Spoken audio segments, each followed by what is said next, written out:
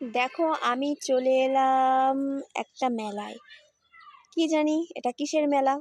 একটা দোকান খোলা নেই, সব দোকানগুলো বন্ধ, অথচ আমি বিকেলবেলায় মেলাতে এসেছি। যাই হোক, অবশেষে মোমোর দোকানটাও বন্ধ। কি করব, কিছু খাওয়া হলো না। অনেক ঘুরতে ঘুরতে এই একটা দোকান দেখছি খোলা আছে। কিছু তো কিনতে হবে, মেলায় তো এসেছি, না কিনলে হয় বলো? তো এই দোকানে তুমি সব কিছু পেয়ে যাবে, সব কিছু। মাথার ক্লিপ থেকে, হেয়ার ব্যান্ড থেকে, গার্ডার থেকে, রুমাল, সেফটি পিন, আমার মনে হয় মেয়েদের যা যা দরকার সব কিছুই পাওয়া যায়।